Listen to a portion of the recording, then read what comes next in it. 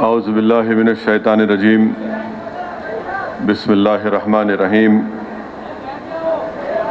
अस्सलामु अलैकुम वरहमतुल्लाहि वबरकातुहू। मजलिस इत्तेहादुल मुस्लिमीन के शरीक मोतमद जनरल सेक्रेटरी व साबिक़ा रुकन असम्बली जनाब अहमद पाशा क़ादरी साहब, शहनशीन पर तशरीफ़ फरमा मजलिस इत्तेहादुल मुस्लिमीन के तमाम अरकान असम्बली व अरकान क़ानून साज कौंसिल, मजलिस इत्तेहादुल मुस्लिमीन के ग़यूर सदर मोतमदीन, अरकान मजलिस इत्तेहादुल मुस्लिमीन व अरकान बल्दिया, मोअज़्ज़ज़ बुज़ुर्गान कौम और मिल्लत, हमारी इज़्ज़तदार माँ और बहनों,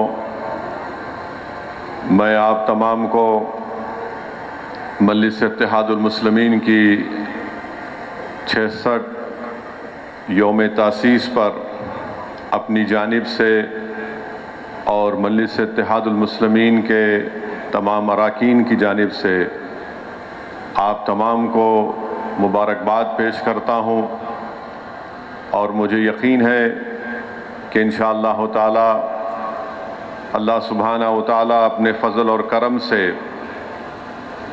मजलिस इत्तेहादुल मुस्लिमीन को सुबह क़यामत तक आबाद और शादाब रखेगा। मुझे यकीन है कि इंशाअल्लाह ताला अल्लाह सुब्हानहू व तआला नबी करीम सल्लल्लाहु अलैहि वसल्लम के सदक़े तुफ़ैल में इस जमात की ताक़त को ना सिर्फ़ तेलंगाना, बिहार या महाराष्ट्र बल्कि इंशाअल्लाह ताला हिंदुस्तान की सबसे बड़ी रियासत उत्तर प्रदेश और दीगर रियासतों में भी इंशाअल्लाह ताला अल्लाह मजलिस इत्तेहादुल मुस्लिमीन को अपनी कामयाबियों से हमकिनार किया और भी मुस्तक़बिल में इंशाअल्लाह ताला अल्लाह मजलिस इत्तेहादुल मुस्लिमीन को कामयाबी से हमकिनार करेगा। हम 66वां यौम तासीस मना रहे हैं और अल्हम्दुलिल्लाह आज का ये दिन हमको मौका देता है कि हम अपने मजलिस के उन मरहूम क़ायदीन को याद करें जिन्होंने 66 साल पहले फ़ख्र मिल्लत अलैहिर्रहमा अब्दुल वाहिद ओवैसी की क़ियादत में मजलिस इत्तेहादुल मुस्लिमीन की शुरुआत की। भाई आप लोग नहीं बोलेंगे, मीडिया को अपना काम करने दीजिए। आप सुनने आए हैं, बैठिए आराम से। 66 साल पहले अब्दुल वाहिद ओवैसी अलैहिर्रहमा ने और मजलिस इत्तेहादुल मुस्लिमीन के तमाम मरहूम क़ायदीन ने मजलिस इत्तेहादुल मुस्लिमीन के सियासी सफ़र का आगाज़ किया। फ़ख्र मिल्लत अब्दुल वाहिद ओवैसी अलैहिर्रहमा ने मजलिस इत्तेहादुल मुस्लिमीन का नाम कुल हिंद मजलिस इत्तेहादुल मुस्लिमीन रखा। अब्दुल वाहिद ओवैसी ने मजलिस इत्तेहादुल मुस्लिमीन के दस्तूर को बनाया और दस्तूर को हिंदुस्तान की आइन, हिंदुस्तान के संविधान के ताबे किया और मजलिस इत्तेहादुल मुस्लिमीन ने इस बात का ऐलान किया कि हम भारत की सियासत में हिस्सा लेंगे और हमारा मकसद ये है कि भारत के आइन और संविधान में जो राइट टू इक्वालिटी का जिक्र किया गया है, जो फ्रीडम ऑफ रिलीजन का जिक्र किया गया है, जो भारत की आइन में अक़लियतों के लिए जो उनकी बात की गई है आइन की दफ़ा 29 और 30 के तहत, जो भारत की प्रियम्बल में लिबर्टी, इक्वालिटी, जस्टिस और फ्रेटर्निटी की बात की गई है, आज़ादी, भाईचारगी, इंसाफ की बात की गई है, हम उसको हासिल करेंगे। इसी जगह से अब्दुल वाहिद ओवैसी अलैहिर्रहमा ने जो जामे निज़ामिया के एक आलिम दीन भी थे और अपने वक्त के माया नाज वकील भी थे, जिन्होंने दारुस्सलाम को हासिल करने के लिए 1 साल 2 साल नहीं बल्कि कई साल कानूनी जंग लड़ी और दारुस्सलाम को उन्होंने हासिल किया। तो अब्दुल वाहिद ओवैसी ने दारुस्सलाम को हासिल करने के बाद ना सिर्फ मुकदमे में कामयाबी हासिल की, बल्कि यहाँ पर हुकूमत का कब्ज़ा था, उनके उस कब्ज़े के ख़िलाफ़ अब्दुल वाहिद ओवैसी ने किराया हासिल किया और किराया हासिल करने के बाद अब्दुल वाहिद ओवैसी अलैहिर्रहमा ने यहाँ पर दारुस्सलाम के बाहर मलगियों की तामीर की और इसी जगह पर ठहर कर मरहूम फ़ख्र मिल्लत अलैहिर्रहमा ने कहा था कि मेरी निगाहें देख रही हैं कि इंशाअल्लाह ताला मजलिस इत्तेहादुल मुस्लिमीन का रुकन असम्बली उस वक्त की आंध्र प्रदेश के असम्बली में रहेंगे। अब्दुल वाहिद ओवैसी ने कहा था कि मेरी निगाहें देख रही हैं कि इंशाअल्लाह ताला हमारे अराकीन बल्दिया मुंतखब होंगे। अब्दुल वाहिद ओवैसी ने कहा था कि मेरी निगाहें देख रही हैं कि इंशाअल्लाह ताला हमारे मुल्क की पार्लियामेंट में मजलिस के इत्तेहादुल मुस्लिमीन का नुमाइंदा जाएगा। अब्दुल वाहिद ओवैसी ने अपने ख्वाब को बयान किया और कहा कि मेरी निगाहें देख रही हैं कि हम हिंदुस्तान के आइन की दफ़ा 30 के तहत अक़लियतों के लिए तालीमी इदारे कायम करेंगे। ये सब बातें अब्दुल वाहिद ओवैसी ने उस वक्त कही थी जब आवाम में डर और खौफ का माहौल था। पुलिस एक्शन के पूरा शूब दौर के बाद मजलिस इत्तेहादुल मुस्लिमीन ने अपनी सियासी जदोजहद के सफ़र का आगाज़ किया। तो जितने उस ज़माने के अक्लमंद रईसज़ादे थे, दौलतमंद थे, जो दिल्ली में बैठकर, जो आज भी दिल्ली में बैठकर हमारा सौदा करते हैं, उन तमाम ने कहा कि यह कौन शख्स है जो दीवानगी की गुफ्तगू कर रहा है और इस तरह की बातें कर रहा है। मगर अल्लाह ने अब्दुल वाहिद ओवैसी के उस ख्वाब को पूरा किया। अल्लाह सुब्हानहू व तआला ने अब्दुल वाहिद ओवैसी की जद्दोजहद में अल्लाह ने बरकत दी। मैं लाखों सलाम पेश करता हूँ अब्दुल वाहिद ओवैसी रहमतुल्लाह अलैह और उनके तमाम साथियों पर। मैं सलाम पेश करता हूँ सालार मिल्लत और उनके तमाम मरहूम साथियों पर कि उन्होंने जो मेहनतें और जुस्तजू की, जो कुर्बानियाँ पेश की, आज उसका नतीजा है कि आज मजलिस इत्तेहादुल मुस्लिमीन को ये मुकाम और मौक़िफ़ हासिल किया। मैं इस मौके पर खिराज अक़ीदत पेश करता हूँ मजलिस इत्तेहादुल मुस्लिमीन के हज़ारों और लाखों मुहिबान को जो आज इस दुनिया में नहीं है। मैं अल्लाह से दुआ गो हूँ कि अल्लाह सुब्हानहू व तआला हमारे तमाम मरहूम क़ायदीन को, मजलिस इत्तेहादुल मुस्लिमीन के तमाम मरहूम सुदुर मोतमदीन और अराकीन को, अराकीन असम्बली को, अराकीन बल्दिया को अल्लाह उनकी मग़फ़रत फरमाए, अल्लाह उनकी ख़बरों को नूर से भर दे। मेरे अजीज़ दोस्तों और बुज़ुर्गों, यही सालार मिल्लत की दूरंदेश क़ियादत थी कि जिसकी बिना पर मजलिस इत्तेहादुल मुस्लिमीन ने तालीमी इदारे कायम किए।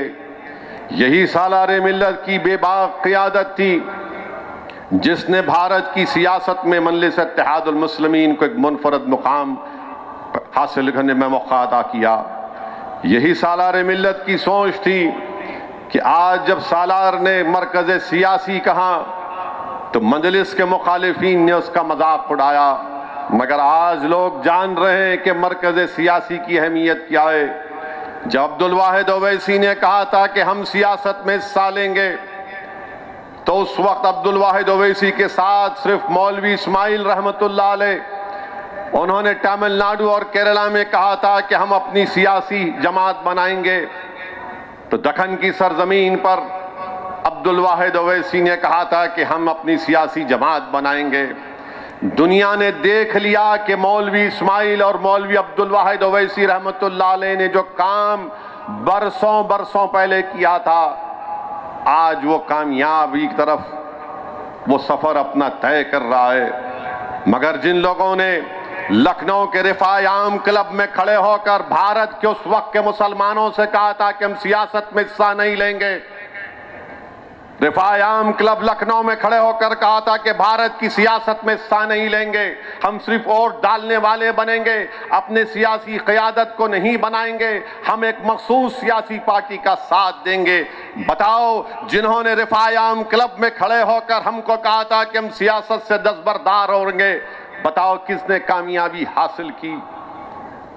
अगर रिफायाम क्लब में खड़े होकर वो मौजिज़ हजरात ने जो बात कही वो कामयाब है, या मौलवी इस्माइल या अब्दुल वाहिद ओवैसी की सोच आज कामयाब हो रही है? मेरे भाई, भारत की जमहूरियत में सियासत में हिस्सा लेना जरूरी है और यही पैगाम मजलिस इत्तेहादुल मुस्लिमीन देती आई है। आज मजलिस के तालीमी इदारे हैं, आपकी एक पहचान है, आपकी एक शनाख्त है। पूरा मुल्क अगर देखता है तो आपकी तरफ देखता है, मजलिस की तरफ, कि देखो मजलिस क्या बोलती है इस मसले के ऊपर। अल्हम्दुलिल्लाह, अगर आज असदुद्दीन ओवैसी को जो अल्लाह ने अपने फजल से, अपने करम से, नबी करीम सल्लल्लाहु अलैहि वसल्लम के सदक़े तुफ़ैल में अल्लाह ने जो मुकाम दिया, अल्लाह सुब्हानहू तआला ने अहले बैत के सदक़े में, पंजे तन के सदक़े में, औलिया अल्लाह के सदक़े में अल्लाह ने जो मुकाम दिया, मेरे भाई, ये तमाम आपकी मेहनतें हैं, हमारे बुजुर्गों की मेहनतें हैं। लोग बोलते हैं असदुद्दीन ओवैसी, तुम सरजमीन हैदराबाद को छोड़कर क्यों जाते हो? मेरे भाई, मैंने अपने बचपने में कहीं पर पढ़ा था कि एक दीवाना था किसी गांव में, जो ये सोचता था कि हमको इस गांव से दूसरे गांव को जाने के लिए 3 पहाड़ों को उबूर करके जाना पड़ेगा। तो आखिरी में उसने कहा कि अब मैं इन 3 पहाड़ों को काटूंगा। जिंदगी उसमें गुजर गई, एक पहाड़ काट दिया, दूसरा पहाड़ काट रहा था, उसका इंतकाल हो गया। जब वो अपने बिस्तरे मरग पर था तो लोगों ने उससे पूछा, क्या किया तूने? जिंदगी लगा दी इन पहाड़ों को काटने में, देख तूने क्या हासिल किया। तो उस मरने वाले शख्स ने कहा कि मैं जानता हूं कि अब मैं जिंदगी के आखिरी मंजिल के करीब पहुंच चुका हूं, मगर मैं इत्मीनान की मौत हासिल करूंगा, मैं आराम से इस दुनिया से चला जाऊंगा, इस इत्मीनान से चला जाऊंगा कि 3 पहाड़ों में से कम अल्लाह ने मुझे मौका दिया 1.5 पहाड़ को काटने का। मेरे मरने के बाद जो आने वाली नस्ल आएगी वो उन पहाड़ों को उखाड़ कर फेंक देगी और अपना रास्ता बनाएगी। तो याद रखो, इन पहाड़ों को हटाना आपका और हमारा काम है। अगर मैं जा रहा हूं मेरे अजीज दोस्तों और बुजुर्गों, तो आपकी इत्तिहाद, आपकी दुआएं, बुजुर्गों की सरपरस्ती, हमारे मरहूम कायदीन की कुर्बानियां मुझे पुकार पुकार कर कहती हैं कि 66 बरस पहले हमने इस चिराग को जलाया था, 66 बरस पहले हमने 11 महीने की जेलों को बर्दाश्त किया, 66 बरस पहले जब हमने मजलिस के परचम को बुलंद किया तो हमारे घर के अकाउंट बंद कर दिए गए, हमारी औलाद पर पीने का पानी बंद कर दिया गया, हमने जेलों की सोबतें बर्दाश्त की, हमने इल्जामात का सामना किया, हम तने तनहा खड़े होकर वक्त के हुक्मरानों से मुकाबला किया। खबरदार, हमारी कुर्बानियों को रायगा जाने मत देना। तुम हमारी कुर्बानियों को हमको जिंदा समझते हो तो इस सफर को लेकर आगे बढ़ो। यही मेरी जिंदगी का मकसद है कि जिस चीज की शुरुआत फख्र मिल्लत ने की अपने मरूम कायदीन के साथ, जिस जमात को सालारे मिल्लत ने ऊंचाइयों तक पहुंचाया, अब हमारा और आपका काम यह है मेरे अजीज बुजुर्गों, मेरे मजलिस के रुफ़क़ा, मेरे मजलिस के साथियों, हमारा काम यह है कि हम उस काम को और आगे लेकर बढ़ें। यकीनन इल्ज़ामात का सामना करना पड़ता है, यकीनन हम पर उंगलियां उठाई जाएंगी, कीचड़ फेंका जाएगा, मगर मेरे भाई 66 बरस पहले दारुस्सलाम नहीं था, 66 बरस पहले ये तालीम इदारे नहीं थे, 66 बरस पहले ये 44 अराकीन बल्दिया, ये 7 अराकीन असम्बली, 2 रुकने पार्लिमान, बिहार में आपके रुकने असम्बली, महाराष्ट्र में आपके 2 रुकने असम्बली, आपके रुकने बल्दिया गुजरात में, रुकने बल्दिया उत्तर प्रदेश में, मध्य प्रदेश में, आंध्रा में, कर्नाटका में कुछ नहीं था। उस वक्त हमारे मरहूम कायदीन ने इस सफ़र का आगाज़ किया। आज अल्हम्दुलिल्लाह हमारे पास ये तमाम चीज़ें हैं। ये अल्लाह का फजल और करम है कि हमने इसको हासिल किया। तो हमारे मरहूम क़ायदीन को अगर हम जिंदा समझते हैं, इनको मुर्दा नहीं होना देना चाह रहे अगर हम, तो हमारा काम यह है कि हम जद्दोजहद करते रहें। यकीनन इल्ज़ामात तो लगते रहे और लगते रहेंगे, मुझे उसकी कोई परवाह नहीं है, क्योंकि मेरे मरने के बाद ये इल्ज़ाम लगाने वाले मेरी खबर में नहीं आएंगे। ये मेरे मरने के बाद जब हशर का मैदान बनेगा जिसमें सब खड़े होंगे, इल्ज़ाम लगाने वाले नहीं आएंगे। मेरे आमाल और रसूल अल्लाह सल्लल्लाहु अलैहि वसल्लम के सदक़े तुफ़ैल में मुझे और आप सबको शिफात मिलेगी। तो अपने हौसलों को बुलंद रखिए, अपने हौसलों को बुलंद रखिए। डरने और घबराने की ज़रूरत नहीं है। हमको आगे बढ़ना है, हमको कामयाबियां हासिल करना है, हमको इलेक्शन लड़ना है।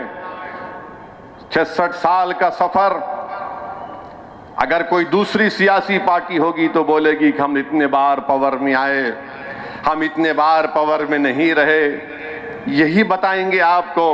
मगर हम ये कहते हैं कि 66 बरस के सफ़र में हमने कई हुकूमतों को देखा जिन्होंने मंजिल से टकराया, मगर मंजिल बाकी रही, उनको अल्लाह ने शिकस्त दिया। 66 बरस के सफ़र में कई हमारे मंजिल के साथियों ने हमको छोड़ा, हमसे गद्दारी की, मगर लोग गद्दारों को, धोखेबाजों को याद नहीं रखती।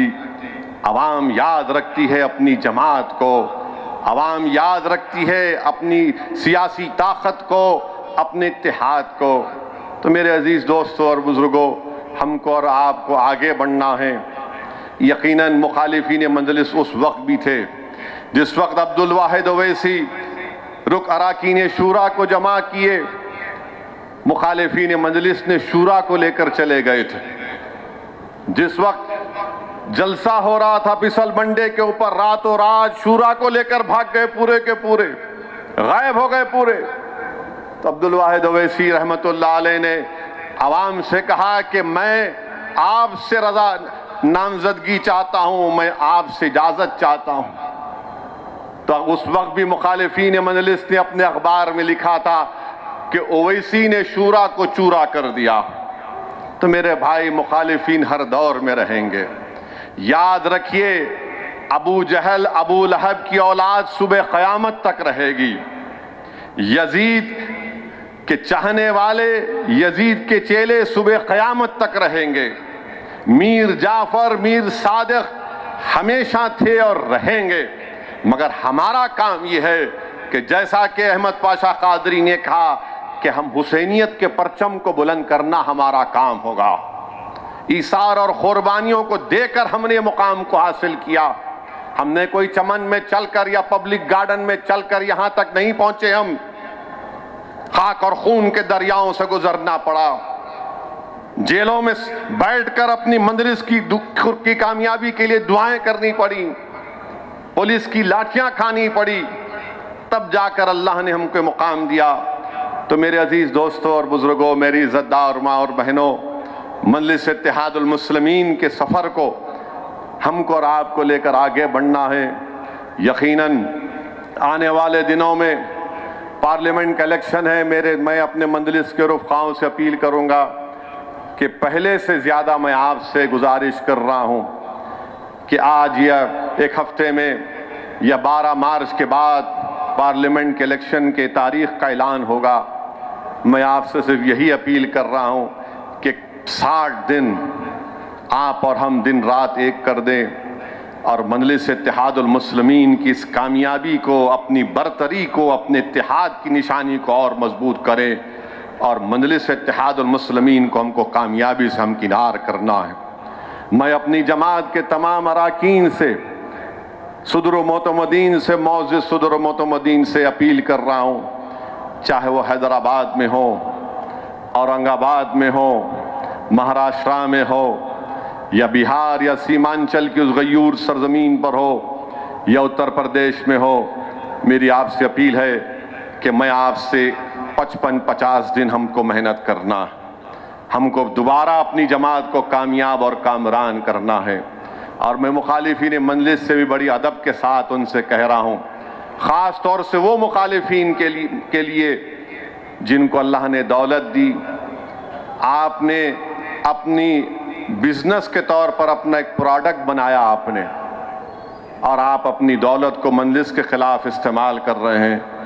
मैं बड़ी मोहब्बत से आपसे अर्ज़ कर रहा हूँ, अगर ये आपका बिजनेस का प्रोडक्ट है, ये मंजलिस प्रोडक्ट नहीं है, ये हमारे आंसुओं की निशानी है, ये हमने जो खून बहाया ये निशानी है हमारी, जो हमारे बुजुर्गों ने खाक और खून के दरियाओं में गुजरकर इस जमात को बनाई है उनकी निशानी है, ये हमारे इत्तेहाद की निशानी है मेरे भाई।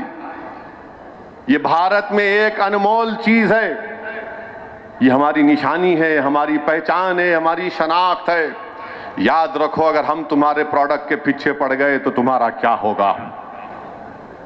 तो समझो इस बात को, अपने प्रोडक्ट पे बचाओ, उसको और लेके बढ़ो, मुझे कोई फिक्र नहीं है, मगर ये मेरा नहीं है, ये कौम की अमानत है, ये गरीबों की अमानत है, ये दलितों की आवाज है, कमजोरों की आवाज। याद रखो, अगर तुम अपने प्रोडक्ट को लेकर मजलिस इत्तेहादुल मुस्लिमीन जैसी चट्टान जमात से मुकाबला करोगे तो प्रोडक्ट चुकना चूर हो जाएगा, प्रोडक्ट चुकना चूर हो जाएगा, जमात बाकी रहेगी। मैं नहीं रहूंगा, मैं जमीन की ग़िज़ा बन जाऊंगा, मगर जमात रहेगी इंशाअल्लाह ताला। तो आपसे हम अर्ज़ कर रहे हैं, आप खुश रहो, मगर मैं इस बात को हरगिज़ बर्दाश्त नहीं करूंगा कि मजलिस इत्तेहादुल मुस्लिमीन के ख़िलाफ़, जमहूरियत है, इख्तलाफ करो आप, मगर याद रखो, अगर इख्तलाफ करने के तरीक़े अगर आप तब्दील करेंगे तो हम तो हर वक्त जंग के लिए तैयार रहते हैं, हम तो हर वक्त जंग के लिए तैयार रहते हैं। मुझे खुलकर बोलना पड़ेगा कि तुम किसके इशारों पर काम कर रहे हो। और मैं उनसे भी कहना चाह रहा हूं जो बहुत सीना तान कर बगल में हाथ डालकर बोल रहे हैं, प्यारे मजलिस इत्तेहादुल मुस्लिमीन ने MP सीट को 84 में अल्लाह ने मजलिस को कामयाब किया। मुखालिफीन मजलिस इत्तेहादुल मुस्लिमीन ने 96 में कोशिश की थी, 2009 में भी कोशिश की थी, मजलिस मैदान में थी, है और रहेगी इंशाअल्लाह ताला। मजलिस 84 में कामयाबी हासिल की, मजलिस 96 में कामयाबी हासिल की, मजलिस 2009 में भी कामयाबी हासिल की, और इंशाअल्लाह ताला 2024 में भी पहले से ज़्यादा अक्सरियत के साथ इंशाअल्लाह ताला मजलिस इत्तेहादुल मुस्लिमीन कामयाबी हासिल करेगी।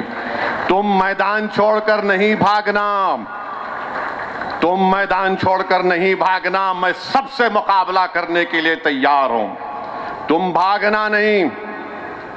तुम बहुत बातें करते हो ना, आओ अब दिखाएंगे तुमको हैदराबाद क्या होता है, तुमको बताएंगे इलेक्शन कैसा लड़ा जाता है, तुम्हारे घर में घुस के मुकाबला करेंगे इंशाअल्लाह ताला। तुम अगर ये समझते हो कि एक बार हमारी कमजोरी का तुमने फायदा उठा लिया, ठीक है, अब हम तुम्हारी कमजोरियों को देखकर उसको निकालेंगे, मगर भागना नहीं प्यारे, आना ठहरना, किधर भी नहीं जाना। तुमको ऐसा घेरे में लेकर आएंगे कि तुमको मुकाबला ही करना पड़ेगा इंशाअल्लाह ताला। और तुम ये नहीं बोलना हम अन्ना के पीछे खड़े हुए हैं, अरे तुम अन्ना को लेके आओ, किसको लेके आते, मगर तुम छोड़ना नहीं। मेरे भाई, मजलिस की मुखालिफ हमेशा थे, आज इस दुनिया में बाज नहीं है, चले गए अपने अरमानों को लेकर, मजलिस की मुखालिफत में अपने बिस्तर मर्ग तक पहुंच गए, मगर अल्लाह ने जमात को आबाद और शादाब रखा। ये वही लोग हैं जो मजलिस को कमजोर देखना चाहते हैं। मजलिस क्या है मैं बताता हूं आपको। मजलिस ने अवाम को बेदार किया, शऊर को बेदार किया। इसीलिए हर भारत के कोने में कोई कहता है कि क्यों अक़लियतों के बजट में मेरे हिस्से को कम कर दिया जा रहा है, मेरा हिस्सा कब मिलेगा। मजलिस बोलती क्या किए, अरे मजलिस ये किए कि आज अवाम कह रही कि मेरे हिस्से का क्या होगा, मजलिस ने ये बेदारी पैदा की कि आज नौजवान उठकर कह रहा है कि हम तुम्हारी पार्टी या तुम्हारे उन लोगों के लीडरों के ममनून और मशकूर नहीं हैं। आज भारत हमारा है। मजलिस ये शऊर को बेदार किया कि CAA का कानून गलत है। मजलिस ने शऊर को बेदार किया कि मुसलमानों को, दलितों को तालीम हासिल करना जरूरी है। मजलिस ने यह शऊर बेदार किया कि सियासी ताकत के जरिए हम अपने मसाइल को हल करवा सकते। अरे मजलिस ने तालीमी इदारे कायम किए, अस्पताल कायम किया। ये लोग अस्पताल तो छोड़ो, एक फार्मेसी की दुकान नहीं बना सकते। मजलिस तो छोड़ो, ये कुछ नहीं कर सकते मेरे भाई। ये अल्हम्दुलिल्लाह ये आप और हमारी बुजुर्गों की हमारी मेहनत है कि मजलिस इत्तेहादुल मुस्लिमीन ने हासिल किया। और तीसरी बात यह है कि मजलिस के खिलाफ क्यों है? क्योंकि चाहते हैं कि मोदी के इशारे पर, RSS के हुक्म पर मजलिस को कमजोर करना चाहते हैं। ये छोटी बीजेपी और इनके तमाम साथी जो मजलिस की मुखालिफत चाहे हैदराबाद या औरंगाबाद या सीमांचल में करते हैं, ये असल में RSS और बीजेपी के हुक्म पर और ये नाम निहाद सेकुलर पार्टियों के दुम छल्ले बनकर ये नहीं चाहते कि तुम्हारी सियासी आवाज रहे। ये नहीं चाहते कि तुम्हारी सियासी ताकत का किला हमेशा बना रहे। ये तुम्हारे इत्तेहाद के दुश्मन है। ये नफरत करते हैं जब तुम सवाल करते हो अपनी बराबरी का। इसीलिए इनका मकसद एक ही है कि अपनी अनानियत को, अपनी इनफरादियत को बरकरार रखने के लिए ये जमात को कमजोर करना चाहती है। अरे तुम्हारी शख्सियत खत्म हो जाएगी, जमात आबाद रहेगी। तुम्हारी अनानियत को मिट्टिया मलीद कर देगा अल्लाह इंशाअल्लाह ताला, मगर इज्तिमाइयत को अल्लाह बरकरार रखेगा। मेरे अजीज दोस्तों और बुजुर्गों, आज आप देख रहे हैं कि पार्लियामेंट का चुनाव इलेक्शन हमारे सरों पर है। और मैं एक बात आपसे गुजारिश करना चाहूँगा कि रमज़ान का महीना आने वाला है, साया फिगन करने वाला है। तो माह रमज़ान में भी हमको ना सिर्फ रोज़े रखना है जो मुसलमान है, बल्कि हमको अल्लाह से अपने रिश्ते को मजबूत करना है। और रमज़ान में हमको इलेक्शन कैंपेन भी करना पड़ेगा। नहीं मालूम तारीख कब आएगी। अब कोई ये बोलेगा अरे भाई इलेक्शन की तारीख का ऐलान हो गया, रमज़ान में कैसे कैंपेन करेंगे। मेरे भाई, जब पेट में कुछ नहीं होता ना, इंसान उस वक्त बहुत एक्टिव होता है। जब पेट में कुछ हो जाता तो नहीं बोलता ज़रा आराम कर ले। और रमज़ान में ही हमको इलेक्शन की इंतखाबी मुहिम को शुरू करना पड़ेगा। तारीख क्या आएगी मैं नहीं जानता, कोई नहीं जानता, मगर अल्लाह से अपने रिश्ते को हम जब मजबूत करेंगे और हम हालत रोज़ा में जब अल्लाह से दुआ करेंगे, अल्लाह हम रोज़े की हालत में अपनी जमात के लिए हम काम कर रहे हैं, या अल्लाह इसको कबूल कर ले, तो यकीनन अल्लाह सुब्हाना व तआला रोज़ेदार की दुआ को रद्द नहीं करता। तो मेरे अजीज़ दोस्तों और बुज़ुर्गों, रमज़ान का महीना आ रहा है, इसकी कदर करिए। और इंशाअल्लाह ताला हम एक प्रोग्राम बनाएंगे कि कैसे हम अपनी जमात की सरगर्मियों को, इलेक्शन की सरगर्मी को उस माह मुबारक में हम कैसा लेकर आगे बढ़ सकते हैं। और मजलिस इत्तेहादुल मुस्लिमीन की कोशिश यही रही और रहेगी कि तीसरी मरतबा वतन अजीज़ के वज़ीर आज़म नरेंद्र मोदी ना बने। हमारी कोशिश यही रही कि बीजेपी इक़्तिदार में ना आए। इंशाअल्लाह ताला हम फिर से कोशिश करेंगे और मुझे यकीन है कि इंशाअल्लाह ताला अल्लाह सुब्हाना व ताला हमारी कोशिशों को कबूल करेगा और अल्लाह सुब्हाना व ताला हमको कामयाबी से हमकिनार करेगा। आज बीजेपी के पास दिखाने को कुछ भी नहीं है। बीजेपी के पास दिखाने को कुछ भी नहीं है। बेरोजगारी नौजवानों का मुकद्दर बन गया। उत्तर प्रदेश में 50 लाख पुलिस की नौकरियों के लिए, 50,000 नौकरी के लिए 50 लाख नौजवान अप्लाई करते हैं। किसी रियासत में एक प्यून की 10 प्यून की नौकरी के लिए 3,000 PhD के लोग अप्लाई कर दिए। भारत में सबसे ज्यादा अगर नौजवानों में बेरोजगारी पूरी दुनिया में है तो वतन अजीज भारत में, और उनमें सबसे ज्यादा बेरोजगार हैं तो पढ़े लिखे लोग हैं। अब बताइए भारत के वजीर आजम ने क्या किया, मोदी ने क्या किया? तो बोलेंगे भाइयों बहनों अच्छे दिन आ गए, विकसित भारत हमने कर दिया, भारत का नाम रोशन हो गया पूरी दुनिया में। नरेंद्र मोदी से हम कहना चाहेंगे कि आपने रोजगार नहीं दिया बल्कि बेरोजगार बना दिया नौजवानों को आपने। आप सोचिए थोड़ी देर के लिए कि इजराइल 30,000 फलस्तीनियों को शहीद कर दिया गाजा में, 20 लाख की आबादी में 13 लाख बेघर हो गए लोग, उस 30,000 में 16,000 बच्चे मर गए, पीने का पानी नहीं है, खाने को खाना नहीं है, अस्पताल में दवाएं नहीं है। और ये गाजा के गरीब फलस्तीनी इजराइल में जाकर काम करते थे, क्योंकि इजराइल उन लोगों को काम करने नहीं दे रहा है, गाजा और वेस्ट बैंक के फलस्तीनियों को। तो इजराइल नरेंद्र मोदी से कहता है कि हमको भारत से नौजवान दिलाओ। मोदी जी, ये कौन सा विकसित भारत है कि इजराइल में नौकरी करने के लिए जहां पर जंग चल रही है, भारत का नौजवान अपनी जान को हथेली रखकर जा रहा है। आपने रोजगार दे दिए, हजारों नौजवान भारत के खड़े हुए हैं इजरायली कंपनियों में नौकरी लेने के लिए, इजराइल को जाकर काम करने के लिए। कितना झूठ बीजेपी कहती है कि हमने रोजगार दे दिया। कहां रोजगार दिया आपने? अगर आपने रोजगार दिया होता तो हमारा मोहम्मद सुफियान नारायण पेट का और मोहम्मद अफसान बाजार घाट का क्यों रशिया जाते? वो गुजरात का हमारा बेटा क्यों रशिया जाता जो आज मर गया वहां पर युद्ध जंग में? मेरे भाई, बेरोजगारी बहुत बड़ा मसला है। मैं भारत के नौजवानों से अपील कर रहा हूं कि सोचो, सोच समझ कर वोट डालो।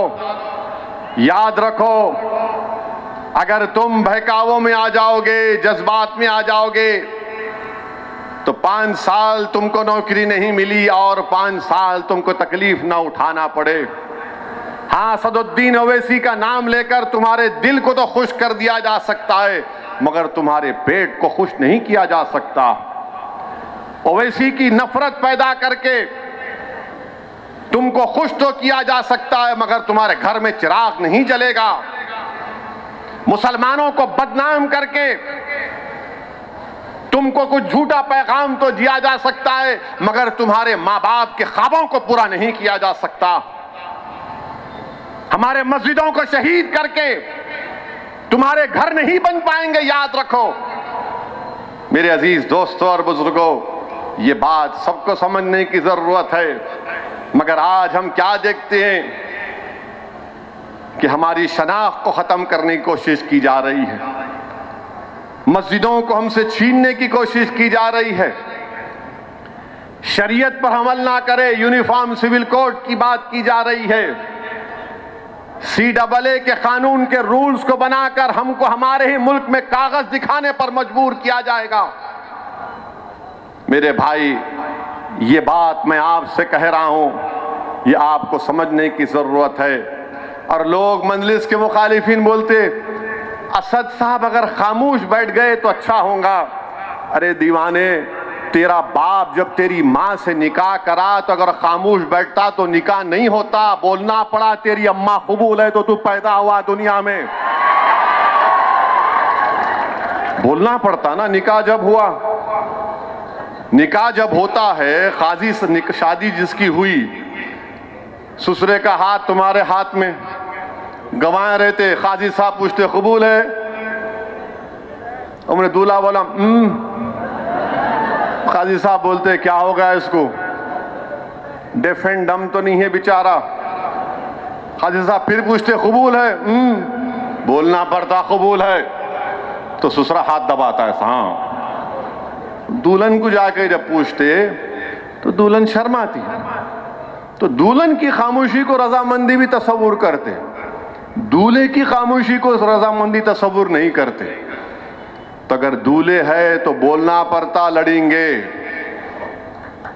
इंतखाबात लड़ेंगे, नाइंसाफ़ी के खिलाफ बोलेंगे, जिद्दोजहद करेंगे, जुस्तजू करेंगे, मसाइब और मुश्किलात को उठाएंगे, झूठे इल्ज़ामात का मुकाबला करेंगे और हक़ को गालिब करेंगे इंशाअल्लाह ताला। ये हमको करना है। मगर मुखालिफिन मजलिस नहीं बोलना। अरे दीवाने, पार्लियामेंट में अगर नहीं बोलते तो हैदराबाद की अवाम वोट डालती मेरे को। हैदराबाद की अवाम जानती है कि हैदराबाद की अवाम ने सालार को देखा कैसे एक शख्स ने 20 साल तक भारत की पार्लियामेंट में बेबाक तरीके से गरीबों और मजलूमों की आवाज को उठाया। यह हैदराबाद के औरंगाबाद और सीमांचल की अवाम देखती है मुझे और इम्तियाज जलील को और अख्तर ईमान को असम्बली में, और महाराष्ट्र में मुफ्ती इस्माइल को और शाह साहब को देखती है कि कैसा बेबाक तरीके से लोग अपने मसाइल को उठाते हैं, हुकूमतों को मजबूर करते हैं। असदुद्दीन ओवैसी और इम्तियाज जलील ने भारत की पार्लियामेंट में सबसे ज्यादा सवाल किए। नफरत क्यों है मजलिस से? ये बहुत पूछते हैं, ये बहुत लड़ते हैं, ये बहुत हुकूमत के सामने खड़े होकर अपनी बात को दलील और भारत के संविधान के दायरे में रहकर बोलते, इसलिए इनको तकलीफ है। मेरे भाई, पार्लियामेंट में आपने देखा कि हमने खड़े होकर कहा CAA का कानून नहीं मानते, मैंने उस कानून को फाड़ दिया। दूसरे भी फाड़ सकते थे, नहीं फाड़े। हैदराबाद का एक लफ्ज है, फाड़ने पे नहीं बोलना चाहूंगा। आप कुछ नहीं कर सके। ट्रिपल तलाक का कानून आया, आप नहीं बोल सके। मोदी के हुकूमत में जुल्म और सुतम किया गया अखलाक पर, एनकाउंटर बुलडोजर पर किसने आवाज उठाई? मजलिस ने आवाज उठाई। UAPA का कानून में तरमीम की गई, किसने खिलाफ बोला? मजलिस ने बोला। किसने तायीद की? वो दुनिया के सामने है जो आज हमको बोलते हैं। मेरे भाई, अजीज दोस्तों और बुजुर्गों, पार्लियामेंट का आखिरी दिन, इस लोकसभा का आखिरी दिन हुकूमत ने रेजोल्यूशन लेकर आया तो किसने दुनिया के सामने कह दिया कि 17 दिसंबर 1992 को भारत की पार्लियामेंट में हमने रेजोल्यूशन पास करके RSS, विश्व हिंदू परिषद, बजरंग दल को उस ऐवान ने कंडेम किया था बाबरी मस्जिद की शहादत को। पार्लियामेंट में सन्नाटा हो गया। किसने भारत की पार्लियामेंट में कहा कि 22 जनवरी की बुनियाद GB पंत ने रखी, 6 दिसंबर के दिन रखी गई? किसने भारत की पार्लियामेंट में खड़े होकर कहा कि बाबरी मस्जिद जिंदाबाद, बाबरी मस्जिद जिंदाबाद? तुम भी बोल सकते थे, मगर नहीं बोलेंगे। सच्चाई को बयान कर सकते थे। बाबरी मस्जिद जिंदाबाद बोलने का मतलब सिर्फ मुसलमान नहीं, बाबरी मस्जिद जिंदाबाद बोलना इंसाफ जिंदाबाद बोलने के बराबर है, संविधान जिंदाबाद बोलने के बराबर है, रूल ऑफ लॉ जिंदाबाद बोलने के बराबर है।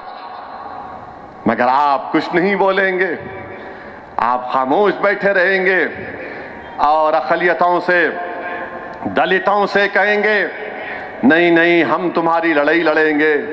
मेरे भाई, आज आप देख रहे हैं कि 5 साल में महंगाई आसमान को छू गई, आसमानों को छू गई महंगाई। मगर मोदी जी पूरे देश में जाकर बोल रहे हैं विकसित भारत, ये हो गया, फुला कर दिए, ये कर दिए। नौजवानों को ये फैसला लेना है। भारत का मुस्तकबिल नौजवानों का है। और नौजवानों, याद रखो, जो आज 24 साल से लेकर 40 साल के दरमियान में नौजवान है, याद रखो यही 10-15 साल भारत के पास हैं। अगर तुमको नौकरी नहीं मिलेगी तो याद रखो 2050 या 55 से तुम्हारे पे बहुत बड़ी जिम्मेदारी देश पर आ जाएगी। इतने बूढ़े भारत में होंगे, इतने बूढ़े होंगे कि उन बूढ़ों की जिंदगी को बचाना फिर तुम्हारी जिम्मेदारी बन जाएगी। इसीलिए ये वक्त खो रहे हैं। चीन हमारी जमीन पर कब्जा करके बैठा है, चीन के खिलाफ कुछ नहीं बोलते, कोई नहीं बोलता चीन के खिलाफ। और लोग हमसे पूछते मजलिस क्या है?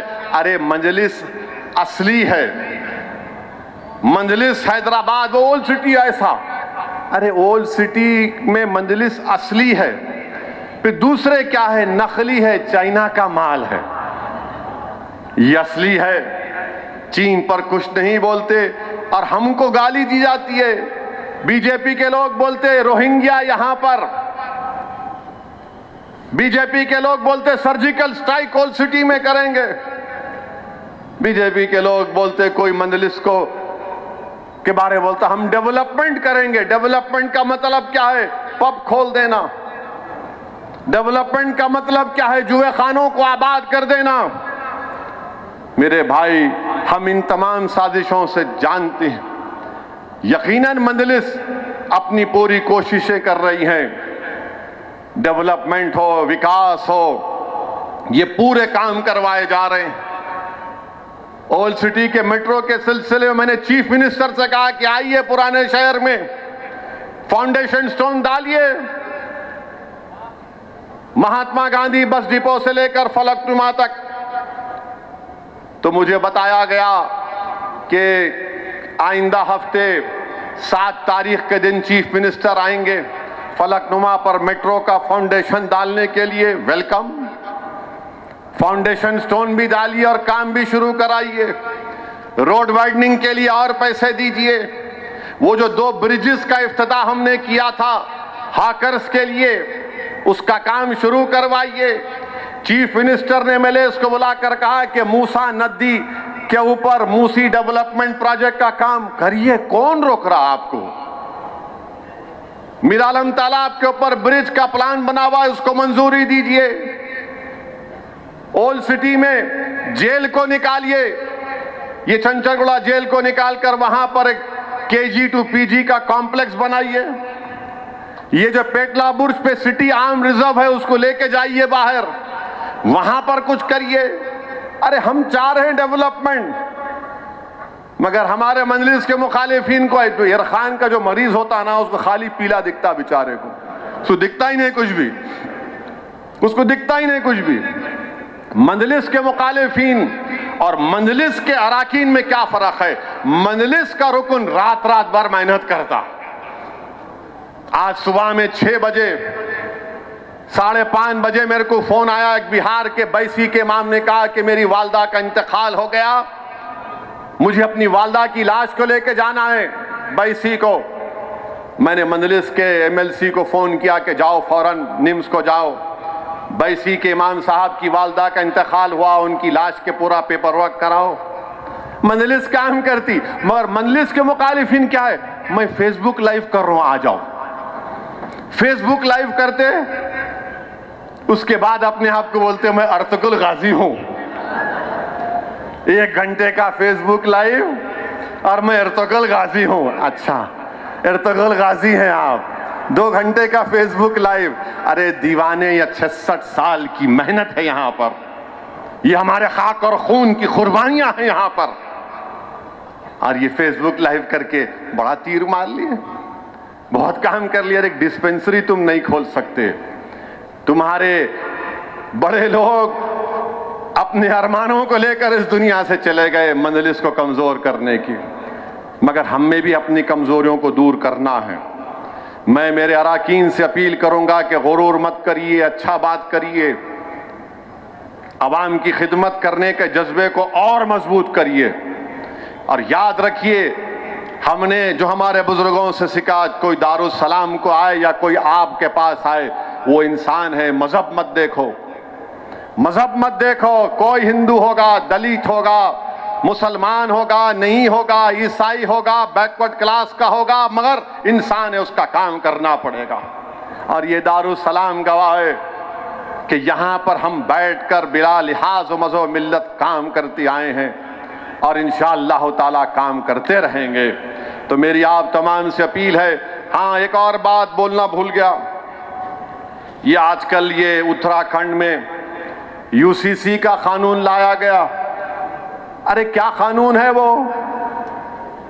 उसमें हमारे हिंदू भाइयों में, नॉर्थ में ज्यादा, साउथ में नहीं, उनके पास शादी नहीं हो सकती अगर कोई माँ का रिश्तेदार रहा या बाप का रिश्तेदार रहा। प्रोहिबिटेड मैरिज बोलते। आप हम पे डाल दिए। हमारे पास शादी होती मुसलमानों में, साउथ में भी हिंदू भाइयों में होती, मगर उत्तराखंड में बोले नहीं करना शादी। और आपने कहा कि 2010 में जिसकी शादी सब रजिस्टर करना।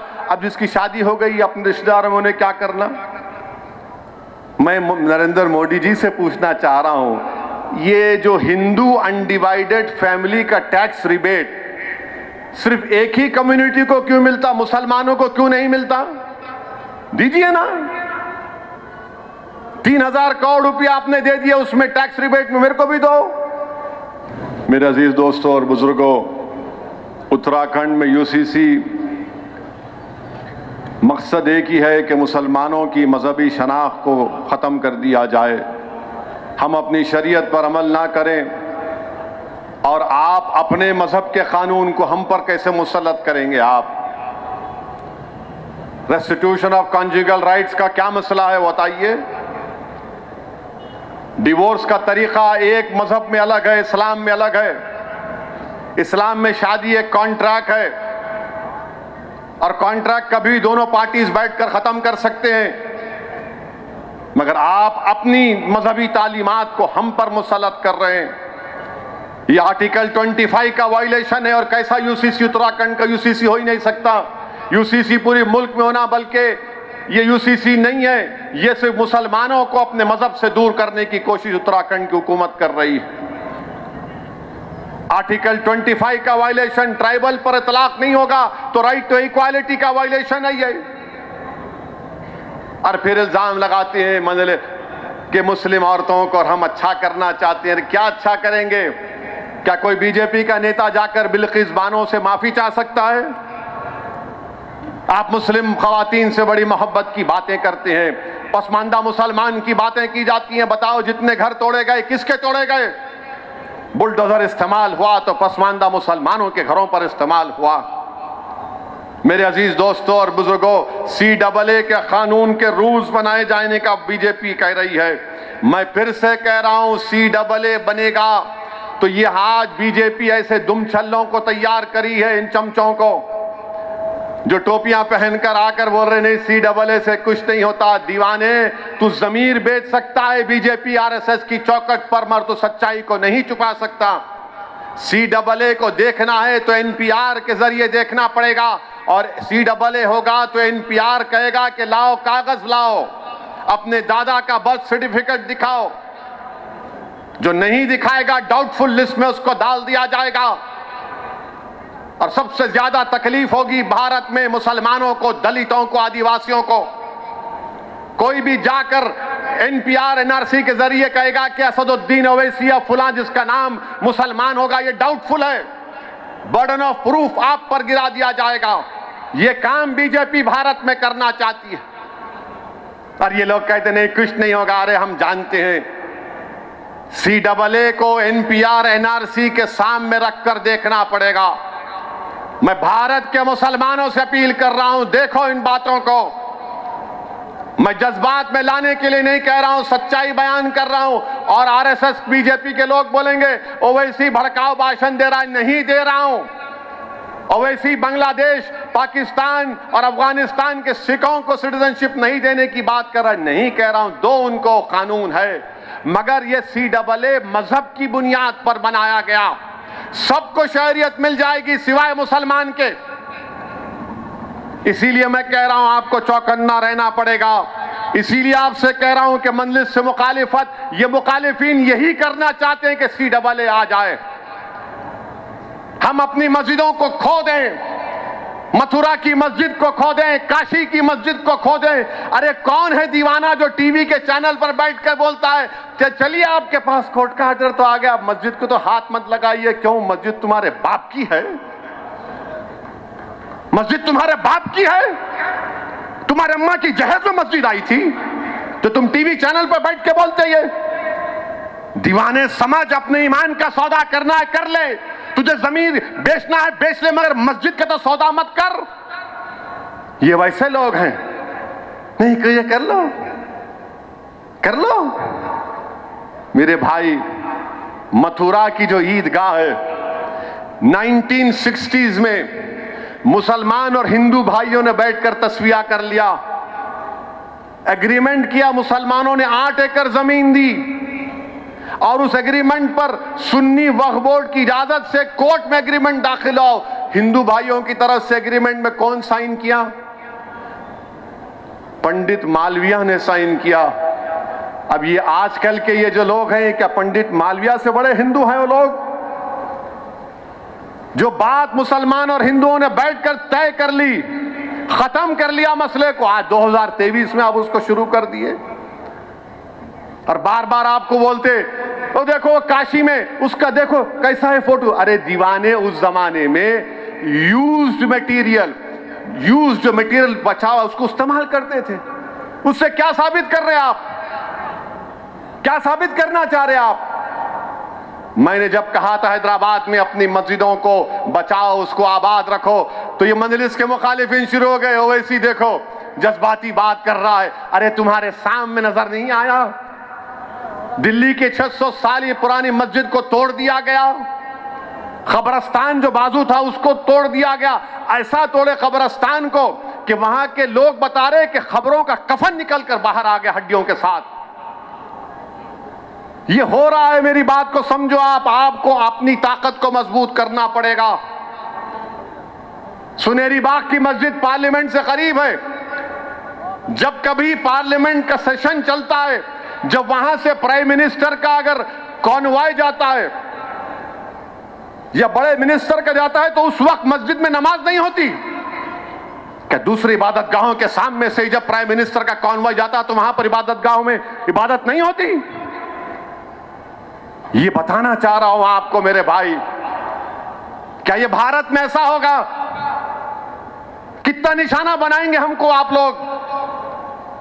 500 साल पहले ऐसा हुआ। अरे दीवाने पुष्पमित्रा संगा को क्या बोलेंगे? कश्मीर के राजा हर्ष को क्या बोलेंगे? उनसे भी तो इंसाफ करो। पुष्पमित्रा संगा की बात करो, राजा हर्ष की बात करो। नहीं, असदुद्दीन ओवैसी तुम बोलो मुगलों के बारे में, मैं बोलूं मुगलों के बारे में। बिरयानी गपागप खाते वो क्या है? हर चीज में मजहब को जोड़ दो, नफरत फैलाओ मुसलमानों के बारे में। और मजलिस के मुखालिफिन भी इन्हीं के साथ मिले हुए हैं। मजलिस के मुखालिफिन इस एजेंडे को पूरा करना चाहते हैं, चाहे हैदराबाद हो, औरंगाबाद हो या सीमांचल की गयूर सरजमीन हो। और फिर अब एक नया मसला शुरू करे, ग़ज़वा-ए हिंद। मेरे पास एक साहब आए थे, दिल की भड़ास पूरी निकाला उनके सामने में। बोला तुम मेरे सामने बैठकर ग़ज़वा-ए हिंद की बात कर रहे? मैंने उनसे पूछा तुमको मालूम मौलाना किफायतुल्लाह काफी कौन थे? तो हस्ब आदत ये संगियों को कुछ नहीं मालूम। बोले कौन थे उन्होंने मौलाना? मिला मौलाना किफायतुल्लाह काफी मुजाहिद आजादी के थे, मुरादाबाद के थे, अंग्रेजों के खिलाफ जिहाद का फतवा दिया, पीरे तरीकत थे। और जब मौलाना किफायतुल्लाह काफी ने फतवा दिया तो अंग्रेज इतना मारते थे उनको कि एक मर्तबा अंग्रेजों ने मौलाना किफायतुल्लाह के उस जिस्म के ऊपर इस्तरी चला दी, गरम गरम इस्तरी चला दी, पूरा जिस्म लहू लहान कर दिया। और जब मौलाना किफायतुल्लाह काफी रहमतुल्लाह अलैह को फांसी की सजा दी जा रही थी, तो सुनो जो ग़ज़वा-ए हिंद की बात हमसे पूछना चाहते हैं, मौलाना किफायतुल्लाह काफी की जबान पर क्या था? फांसी का फंदा था, आशिक़ रसूल थे। मौलाना किफायतुल्लाह काफी के जबान से ये नात निकल रही थी कि कोई गुल बाकी रहेगा ना चमन रह जाएगा, पर रसूल अल्लाह का दीन हसन रह जाएगा। मौलाना किफायतुल्लाह काफी के जबान से नात निकल रही थी और मौलाना किफायतुल्लाह काफी कह रहे थे कि नामे शहाने जहां मिट जाएगा, लेकिन यहां हशर तक नामे पंजतन रह जाएगा। मौलाना किफायतुल्लाह काफी फांसी का फंदा गले में पड़ गया। मौलाना किफायतुल्लाह काफी ने अपनी जबान से कहा सब फना हो जाएंगे काफी, लेकिन हशर तक नाते हजरत का जबानों पर सुकन रह जाएगा। तुम ग़ज़वा-ए हिंद की बात हमसे करते हो? ये मौलवी इस्माइल जो मक्का मस्जिद के इमाम थे, जिन्होंने अंग्रेजों के खिलाफ लोगों को जमा किया, रमजान के महीने में जुमे का खुतबा दिया और कहा सुल्तान बाजार चलो वुमेन रेसिडेंसी, अंग्रेजों के खिलाफ लड़ना है। काला पानी का सबसे पहला मुजरिम जो भारत के मुसलमानों से ग़ज़वा हिंद की बात करे, सुनो बेशर्मो, सुनो बेशर्मो जो हमारी वफादारियों पर शक करते हैं। भारत की आजादी की जंग में पहला काला पानी की सजा काटने वाला हैदराबादी था। ग़ज़वा हिंद की बात पूछने वालों बेईमानों, फजले खैराबादी कौन था जिसने अंग्रेजों से सौदा नहीं किया? ग़ज़वा हिंद की बात करने वाले पूछो, बताओ हमको, माल्टा की जेल में तुम थे, तुम्हारा बाप था? मौलाना महमूद हसन, हुसैन अहमद मदनी थे वहां पर। सर्दी में खुले मैदान में रख दिया गया कई महीने उनको। जौहर बरादरान कौन थे? एक का तो इंतकाल मुल्क से बाहर हो गया, अल्लाह ने उनको, उनके जिस्म को इजाजत दी तदफीन करने की बैतुल मुक़द्दस में। ग़ज़वा हिंद की बात हमसे करते हो? शर्म करो बेईमानों। तुम इतनी नफरत कर रहे हो मुसलमानों से, क्या तुम भूल गए ब्रिगेडियर उस्मान कौन था? कौन था ब्रिगेडियर उस्मान जो पाकिस्तान के खिलाफ लड़के अपनी जान की शहादत दे दिया? ग़ज़वा हिंद की बात हमसे करने वालों बताओ, वफादार अब्दुल हमीद कौन था? किसकी मां की कोख से पैदा हुआ था? मेरे अजीज दोस्तों और बुजुर्गों, फिर एक और बात बोलते हैं कि मुसलमान बच्चे बहुत पैदा कर रहे। झूठ है, झूठ है। मैं इसलिए कह रहा हूं कि कभी ये लोग अगर बोले, इनसे कह देना कि मुसलमानों में जो ग्रोथ रेट है, ग्रोथ रेट मुसलमानों का गिरा है, हमारे हिंदू भाइयों का भी गिरा है। फर्टिलिटी रेट हमारे बहनों का, बेटियों का, हिंदू और मुसलमानों के फर्टिलिटी रेट में खाली 0.4% का फर्क है। ये बीजेपी आरएसएस बोलती है, मुखालिफिन मजलिस भी उनके हाथ में हाथ मिलाकर हाँ हाँ हाँ करते। भारत में मुसलमानों की आबादी 18.8% पर रुक जाएगी। कब रुकेगी? 2021 में। हमारे हिंदू भाइयों की आबादी स्टेबलाइज हो जाएगी 2061 में 74.7 में। अब आप बताइए क्या है? और फिर इन्हों बोलते बच्चियों की शादी, अरे बच्चियों की शादी गवर्नमेंट का डेटा 18 साल में ही होती। और फिर ये बोलेंगे नहीं 2-3 शादी करते। मेरे भाई, गवर्नमेंट का 2006 का डेटा है, हिंदू भाई 1.7, मुसलमान 2.5, दोनों कर रहे, दोनों कर रहे। अब जो करके नहीं रखते उनको क्या बोलेंगे? समझे? नहीं समझे तुम लोग? जो करके नहीं रखते उनको क्या बोलेंगे? उनके बारे में बात ही नहीं करते, क्योंकि उन्हों पप्पा जी है, हम मुल्ला जी हैं। इसीलिए हम बोल रहे कि ये झूठा प्रोपेगेंडा खत्म करो बीजेपी आरएसएस वालों, ये चलने वाला नहीं है। ये आप भारत के नौजवानों को, भारत के वजीर आजम ने उनको बेरोजगारी उनका मुकद्दर बनाकर रख दिए। मैं भारत की आवाम से अपील कर रहा हूं कि आप देख लो, ये सब चीजें हैं। और बार बार मजलिस से और भारत के दलित और मुसलमानों से बोलना कि सेकुलरिज्म को बचा लो, ये हमारी जिम्मेदारी नहीं है, तुम्हारी है। अब इलेक्शन आएगा, अब शुरू हो गया, नहीं वहां न लड़ो ना आप असद भाई, वहां मत जाइए आप, वहां मत लड़िए आप, वहां मत लड़िए आप। तो क्या करना? मैं क्या करूं? मैं तुम कर रहे ना सियासत 60-70 साल से, क्या हासिल किए बोलो? तुम जिस पार्टी का सपोर्ट किए उसने क्या किया बताओ मेरे को? अरे असदुद्दीन ओवैसी के जाने से ऐसा होता। हिमाचल प्रदेश, क्या मैं उड़ के गया था? हिमाचल प्रदेश में कांग्रेस और बीजेपी में 12 एमएलए का फर्क था, गायब। अब किसको बोलेंगे वहां पर? उत्तर प्रदेश में समाजवादी पार्टी के 6 एमएलए कूद गए बीजेपी में। क्यों कूदे? क्योंकि बीजेपी ने एक आलाजात अपर कास्ट के हिंदू को टिकट दिया राज्यसभा का, तो सब बोले ठाकुर है, पंडित है, चले जाएंगे। और हम लड़ रहे हैं तमाम के लिए। मैं फिरका परस, वो करेंगे कुछ नहीं, तो कौन बोलेगा उनको बी टीम? महाराष्ट्र में उलट पलट हो गई। ये नांदेड़ के अशोक राव बीजेपी में चले गए, सन्नाटा है, मुंह पे कोई आवाज नहीं आती। अब हल्लू शुरू हो गया खामोशी से। असद साहब क्या होने वाला है 24 में?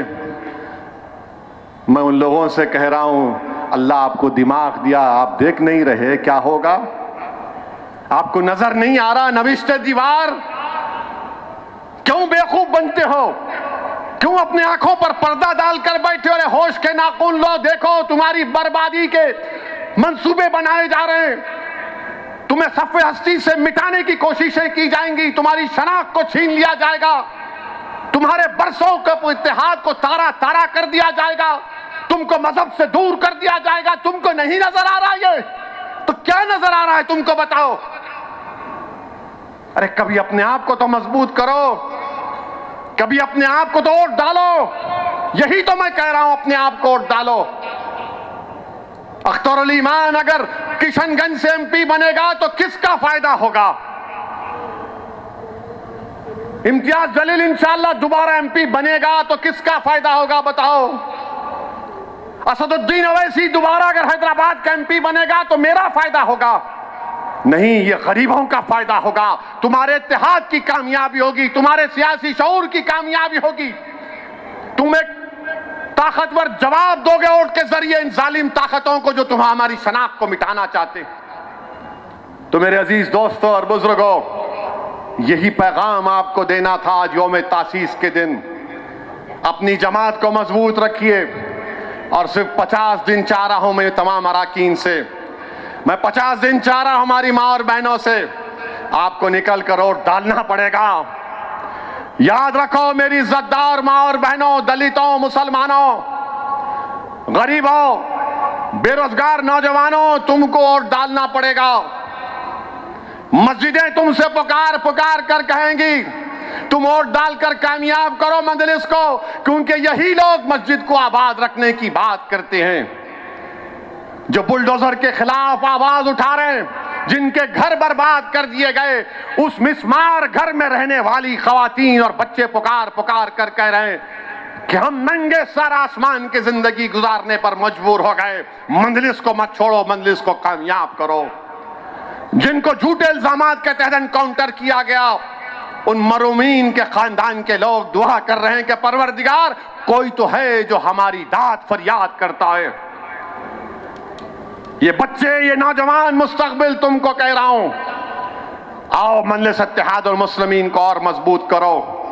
मुखालिफीन मजलिस से भी कह रहा हूं, छोड़ो, तुमको मैं पसंद नहीं ना तो मुझे खत्म कर दो, मगर कोई तो मुतबादिल बताओ जो तुम्हारे इत्तेहाद के दुश्मन है, जो तुम्हारी शनाख्त को खत्म करना चाहते। मेरे अजीज दोस्तों और बुजुर्गों, आने वाले पार्लियामेंट इलेक्शन हमारे लिए अहम है। मजलिस इत्तेहाद और मुस्लिमीन को कामयाब करिए। सरजमीन हैदराबाद पर हमने कोई गड़बड़ फसाद होने नहीं दिया, अमन को बरकरार रखा, बावजूद इसके कि हमेशा गालियां दी जाती, हमको गंदगी बयान करते हैं, मगर हमने अमन को मजबूत किया। अमन को मजबूत रखेंगे, यकीनन बीजेपी को हराएंगे, मगर जहां पर मजलिस लड़ेगी वहां पर मजलिस को कामयाब करना पड़ेगा आपको। हम बीजेपी का कभी साथ दिए ना कभी देंगे इंशाअल्लाह ताला। तुम साथ दे रहे हो, तुम बीजेपी को मौका दे रहे हो, तुम्हारी पार्टी के लोग कूद कूद कर बीजेपी के गोद में जाकर बैठ रहे हो। हम नहीं जा रहे हैं। सेकुलरिज्म का नाम लेकर तुमने हमारे वोट को हासिल किया, तुमने बिहार को बीजेपी के गोद में डाल दिया, तुमने महाराष्ट्र को मोदी के झोली में डाल दिया, तुमने हिमाचल को अब बीजेपी के झोली में डाल रहे हो। हमारी वजह से मोदी वजीर आजम नहीं बन रहा, तुम सेकुलर नाम निहाद सेकुलर पार्टियों की नाहली की वजह से मोदी वजीर आजम बन रहा है। तुम मोदी को रोकना तुम्हारा काम है, हम तो खड़े हुए हैं। 2019 का CSDS का डेटा उठाकर देख लो, जात बरादरियों ने कितने वोट मोदी को दिए, मुसलमानों ने कितने दिए। मेरे अजीज दोस्तों और बुजुर्गों, मेरे मजलिस के रुफ़क़ा, मेरी आपसे गुजारिश है कि आपको और हमको मिलकर काम करना है। ये हैदराबाद की सीट ये सिर्फ मजलिस की नहीं है, ये भारत के गरीब और मजलूमों की एक आवाज़ है। ये हैदराबाद की सीट सिर्फ मजलिस की नहीं है, ये उन गरीबों और मजलूमों की एक पहचान है। ये हैदराबाद की सीट सिर्फ मजलिस की नहीं है, बल्कि भारत के उन गयूर लोगों की, उन बेबस लोगों की एक आवाज़ है जो चाहते हैं कि भारत की पार्लियामेंट में उनके जज्बात की तर्जुमानी करते रहे। ये हैदराबाद की सीट सिर्फ तुम्हारी नहीं है, भारत के उन गयूर नौजवानों की एक आवाज़ है जो ये समझती है कि हमारे ख्वाबों को पूरा करने की एक आवाज़ भारत की पार्लियामेंट में, हैदराबाद हो, औरंगाबाद हो, सीमांचल हो या देश के कोने में कहां पर हो, वो आवाज़ उठे। तो मेरी आप तमाम से गुजारिश है कि मजलिस को मजबूत करिए। और मैं आखिर में जनाब संभल के रुकने पार्लिमान जनाब शफीकुर रहमान बर्क को भी उनको खिराज अकीदत पेश करता हूँ कि हज़रत बड़े बेलौस खिदमत गुजार थे, बेबाक एमपी थे बर्क साहब। मेरी अल्लाह से दुआ है कि अल्लाह सुब्हाना व तआला उनकी मग़फ़रत फरमाए। शफीकुर रहमान बर्क साहब रहमतुल्लाह अलैह सालार मिल्लत के साथी थे और मैंने उनको कई मरतबा पार्लियामेंट में देखा कि बेबाक तरीक़े से मिल्लत मज़लूमा की तर्जुमानी करते थे।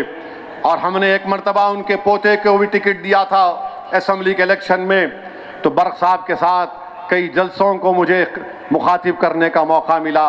यकीनन बर्क साहब की कमी ना सिर्फ संभल की आवाम को महसूस होगी, बल्कि हर उस शख्स को महसूस होगी जो पार्लियामेंट में अपनी बेबाक आवाज़ को सुनता था। मेरी अल्लाह से दुआ है कि अल्लाह शफीकुर रहमान बर्क साहब की मग़फ़रत फरमाए, उनके अफराद ख़ानदान को अल्लाह सब्र जमील अता करे।